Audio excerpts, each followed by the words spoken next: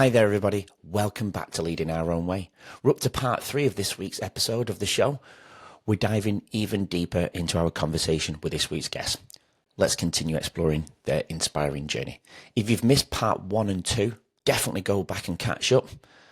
Also, if you're not subscribing, please subscribe. Enjoy the rest of the show. See you soon. It's contribution. It's like that 12th step when you go to a recovery process group. Yes, If you're yeah. contributing towards something, that in itself is helping you. You giving that advice, you even just sitting for somebody else is helping you be compassionate towards yourself hmm and Yeah. making, hopefully helping your journey to a deeper healing. Because I don't believe you'll ever, I mean, you can answer this better than anybody else. Do you ever feel that you'll be 100% yourself again? Only Is when that I the wrong see her question again. to ask? I don't even know. Only when I see her again. Never. Yeah. No, I'll never be. I've changed. Grief changes you in so many ways. Some of the changes are good. Some of the changes are not so good. Like I mentioned, an appreciation for life, all that sort of thing. But I'll never be complete. Never. Yeah. Never. Never. Of course. I mean, it's just now how you choose hmm to live life, isn't it? That's the I've going forward. found my new purpose, Yeah. and I'm at peace for the most part. Let's say, I'm trying not to be insensitive here. But you just said about new purpose, and it's just come to me. I find this fascinating. Let's go back. Let's imagine this never happened. What would you have been your purpose before the accident? Well, I was busy working, so I think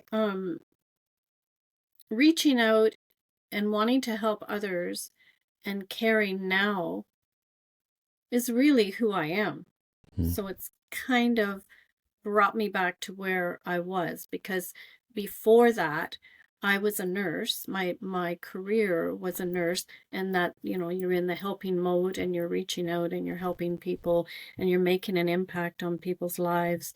And so I guess that was my purpose then, as well as being a mother, loving my children. And didn't have grandchildren at that. Yeah, I did have grandchildren, my children and grandchildren. um yeah, Yeah. It's my very purpose crystal clear because you were a nurse for 37 years, wasn't you? my What? purpose was just to show the world unconditional love. Yeah. Love it. Absolutely love it. And that's very crystal clear. The 37 years that you were a nurse, what type of nurse were you?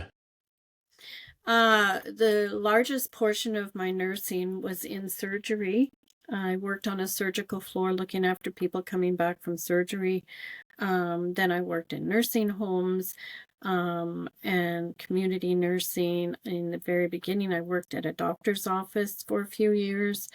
Um, I've pretty much done it all, but most of it, I would say, was hospital nursing in surgery, which I totally enjoyed.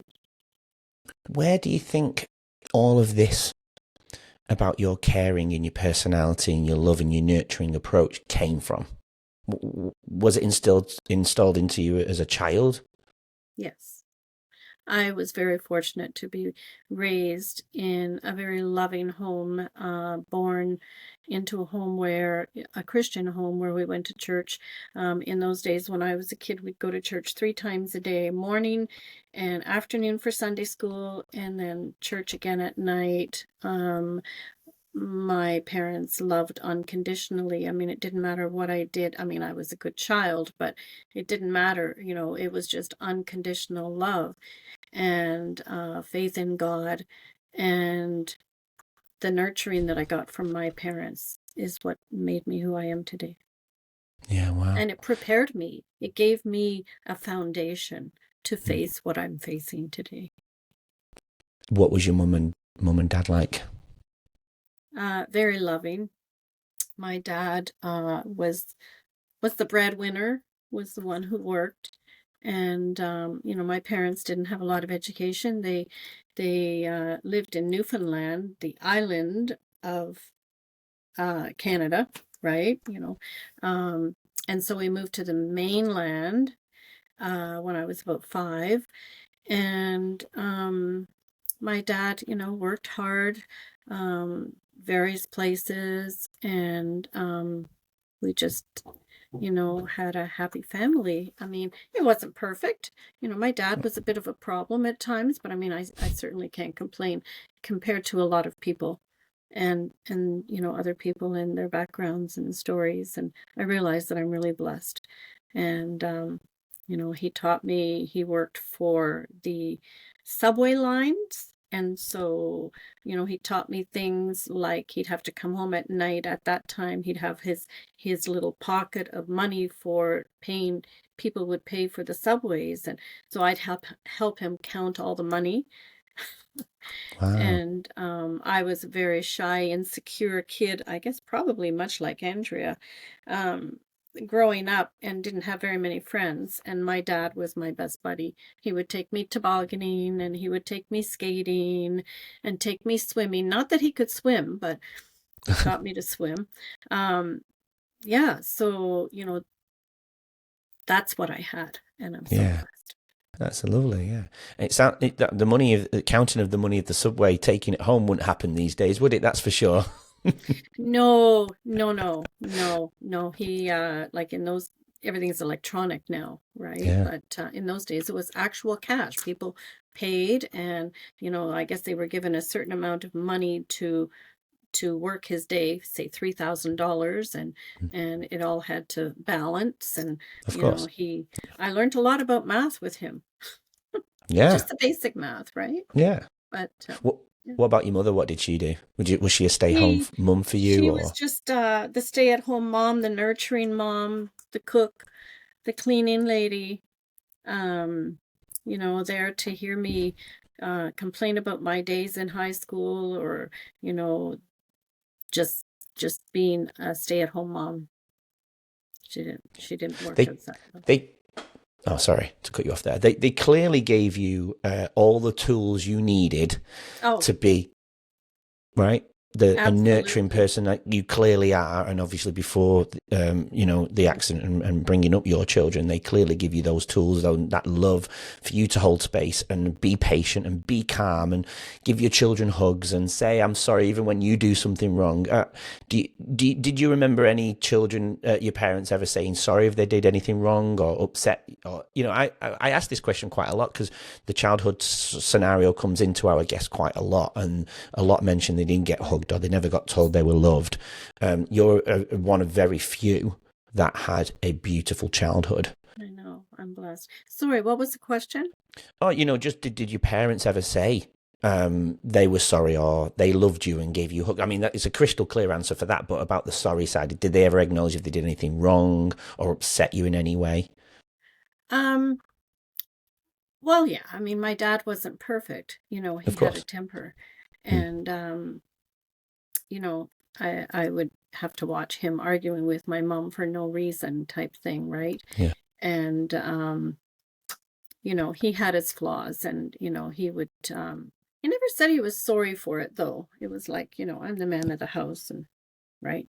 Yeah. But Was I different in just those days, wasn't it? We didn't tend to do that. I find that in myself sometimes.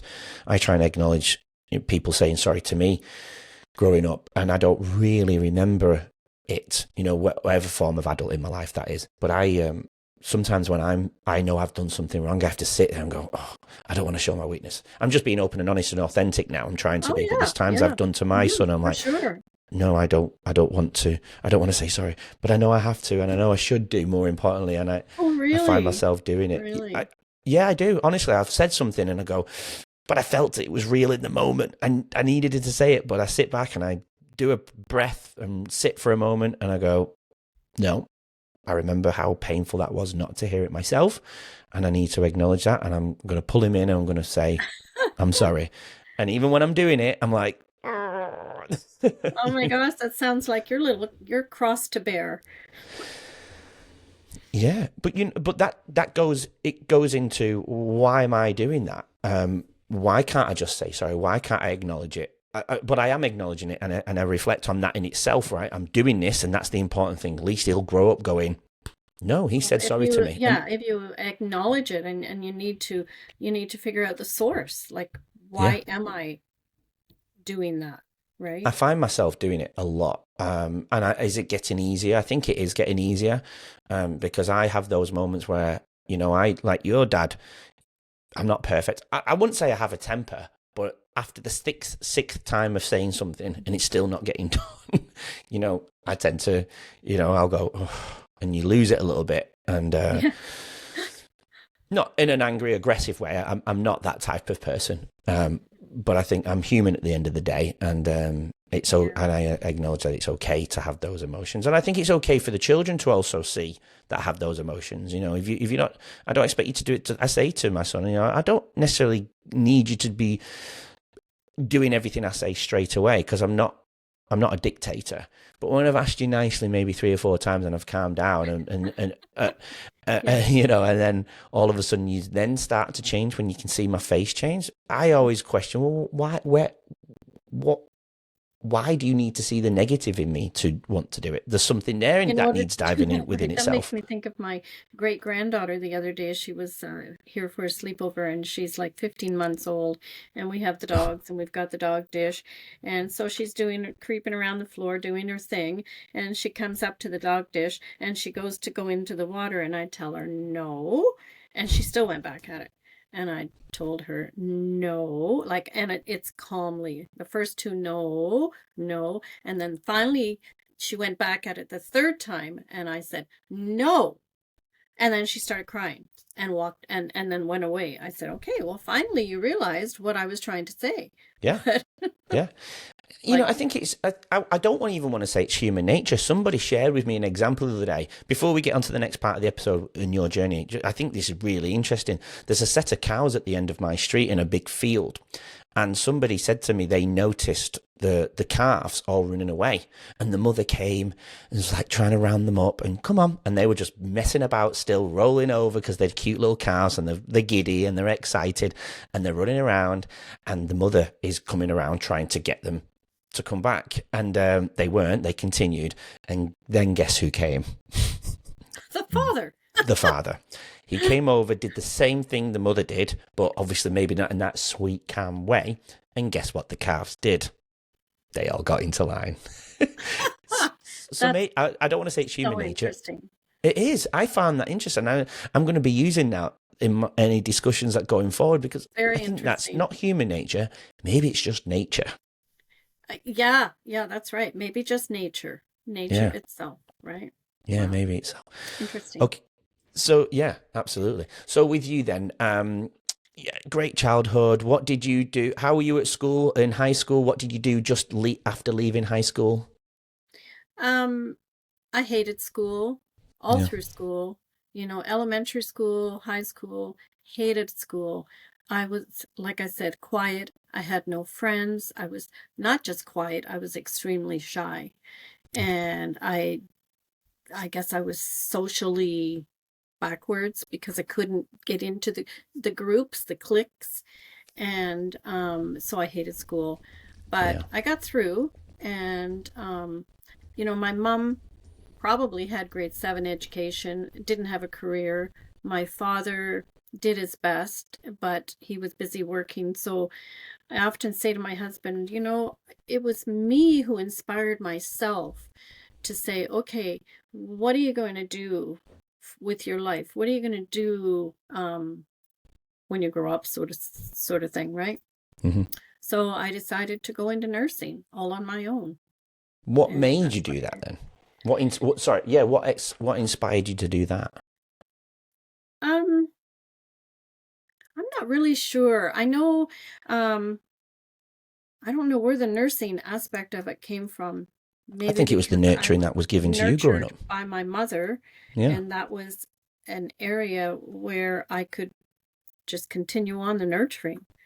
I remember after high school, I worked at a factory, and it was a plastic factory, and it was on the assembly line, and I had these tiny little plastic things, and I had to keep pushing them through, and they were burning my fingers. And I don't know, I did it for about 2 weeks and said, I am not doing that.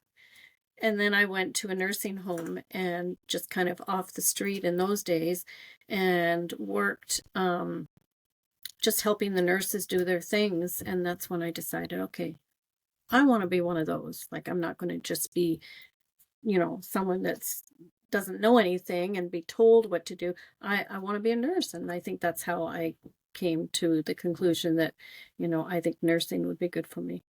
Yeah.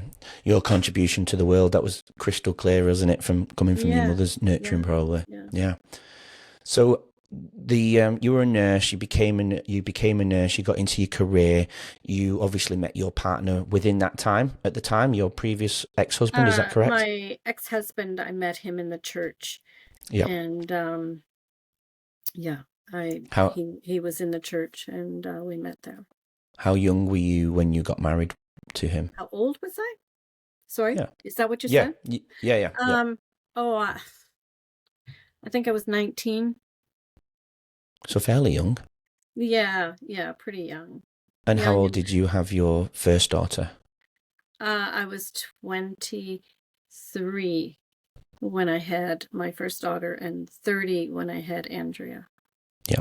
And we were together for 19 years, and it was just, you know, one of those situations where, um, like I said, Christian values were very deep for me. And I was just determined, no, my children are not going to be from a broken home. That's not going to happen. And then the light bulb came on. And you separated, you made the decision to separate? Yes. Yeah. Yeah. Let's talk about Andrea and her journey before the accident. Andrea got married. How old was Andrea when she got married? I'm just going to show a picture here again, if that's okay. Yeah, my beautiful girl. She was 27 at the accident. She was married for uh 5 years. She might have been 22, something like that when she got married. And she obviously had a little boy in that time as well, hadn't she? At the time He of the was accident, 2. she had Tristan, yeah. Yeah. You mentioned, were they happily married leading up to the accident? I think so.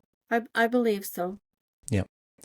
Let's talk about, are you okay and feel safe to talk about that day and that night? Yeah, I'm okay. The day of the accident, like I said, she was out, almost back to her place of employment. They had the girls out in the community, and I was at the shopping mall like 10 minutes from where the accident happened. And I just had some last minute shopping to do and went to the mall, and we were texting um, all morning. She was at a job where she was, able to have the flexibility where she could text.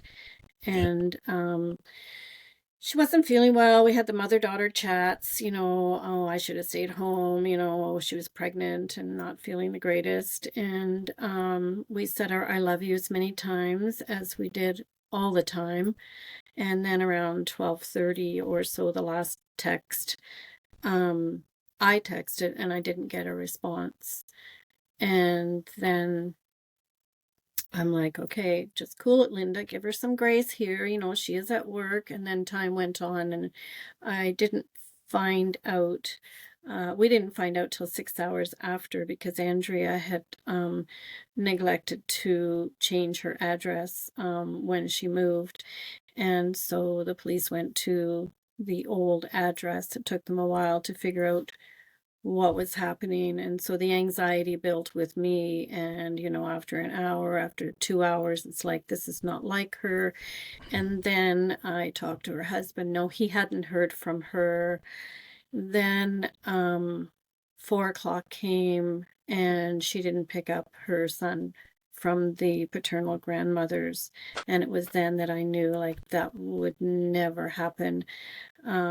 I couldn't take it anymore, so I said to my husband, I'm going. He says, "Where are you going?" I said, "Well, I'm going to her place of employment. I'm going to her job. Like, maybe she got delayed, maybe, there's a meeting or something, and I don't know, but I'm just going." I couldn't sit around. So I went on the highway, and It was one of the 401, which is like a fast highway.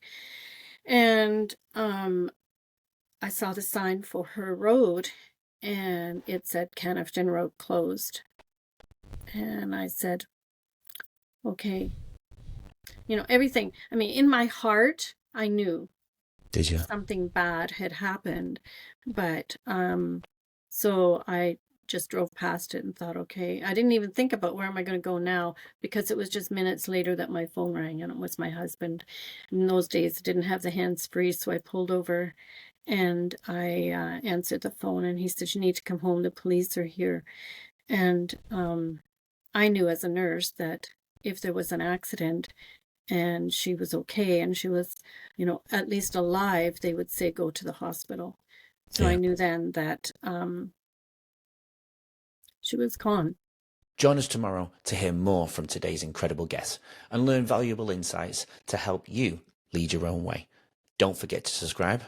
We'll see you then.